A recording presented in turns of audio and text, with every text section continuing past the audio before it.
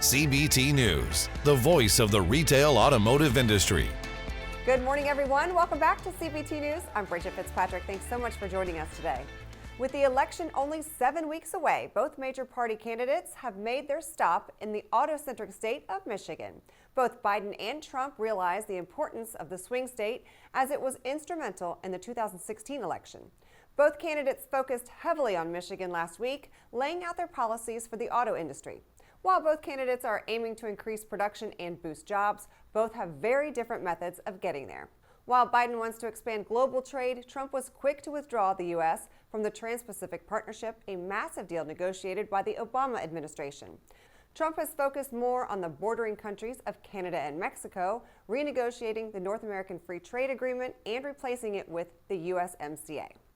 Before the pandemic, Trump was able to boost record levels of employment. In his second administration, Trump is looking to recover lost jobs by using trade deals to bring back U.S. production.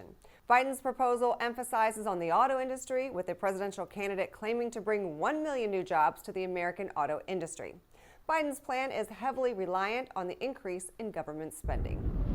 Fiat Chrysler and PSA have agreed to amend their planned merger.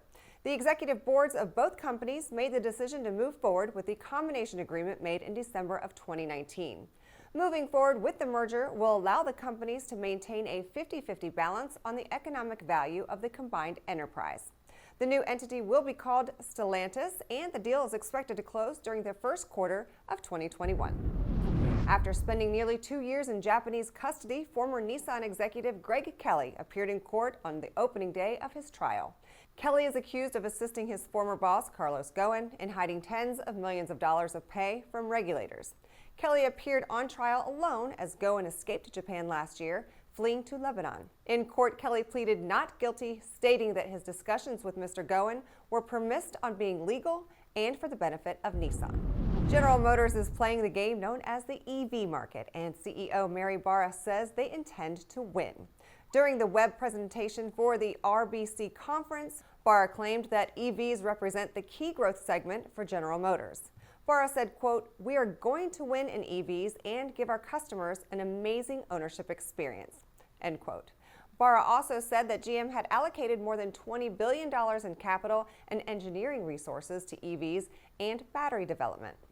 GM also announced the date for the big reveal of one of its premier EVs, and it comes with a unique feature. The GMC Hummer electric pickup is scheduled to be revealed on October 20th, and it will feature a crab mode.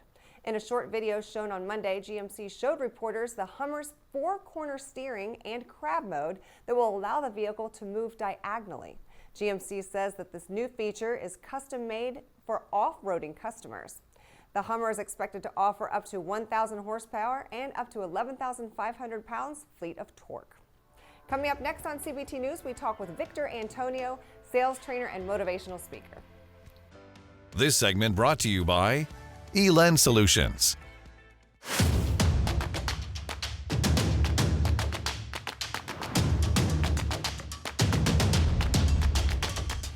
This is CBT News, the voice of the retail automotive industry. Sales managers often find themselves looking for ways to motivate their teams and take the next step in their development. Victor Antonio is a renowned sales trainer, motivational speaker, and author of 13 books. Victor joined CBT to talk about strong leadership skills and the difference between coaching and mentoring. Take a look. Talk to us about the best way that sales managers today can bring that motivation and instill that motivation in their sales departments. You know, it's a tough time out there, and you've got some spouses of salespeople that are unemployed, or maybe they're home, schooling their children or what have you, and maybe money's tight. And it's hard to come in and want to greet customers, when half of your life is kind of falling apart somewhere financially and you don't know what the future is. So talk to us about that. As a manager, because I've been in that position where you have salespeople who are demotivated, especially if they're not selling. Sales is always about certainty and anxiety. I always say that balance, right? So our job is to increase certainty and reduce anxiety.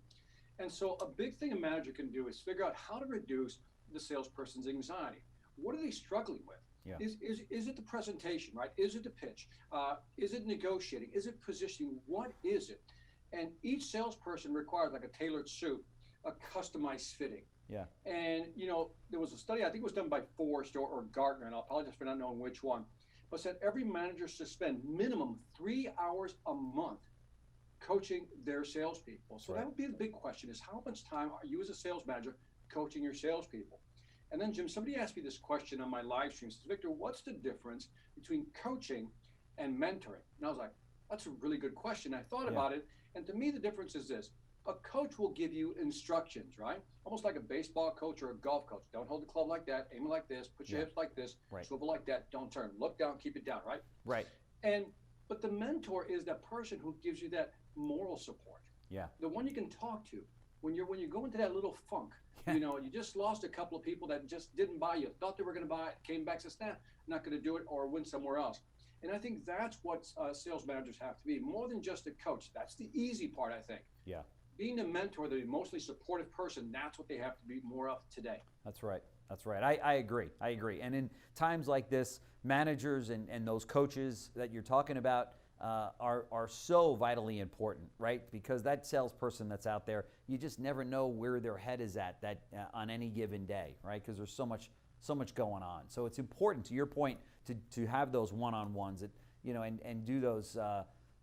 Have those meetings, at least, to your point, 3 hours every month, I think you said, which is so important, right?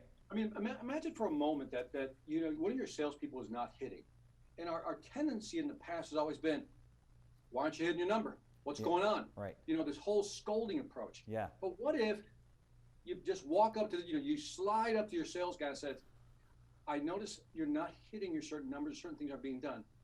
Tell me what's happening. Yeah. I want to understand.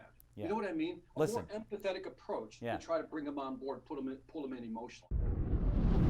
All right, you can catch the rest of that conversation with Victor as he dives into the change that salespeople have to make during the pandemic right here at CBTnews.com. Have you signed up to join the CBT family yet? Well, sign up today so that you'll never miss a second of our extensive coverage of the retail automotive industry and valuable training tools to help generate more sales and success at your dealership. For more information, click on the subscription button on our homepage. Also, be sure to check out our auto market data, including the updated SAR, real-time inventory numbers, and much more at the CBT News Market Center, powered by LotLinks. That's all we have time for today, but be sure to check out more stories and full-length interviews at CBTnews.com. And remember to follow us on Facebook, LinkedIn, Instagram, and Twitter. I'm Bridget Fitzpatrick. Thanks so much for watching today. We'll see you right back here tomorrow. Thanks for watching CBT News, the voice of the retail automotive industry.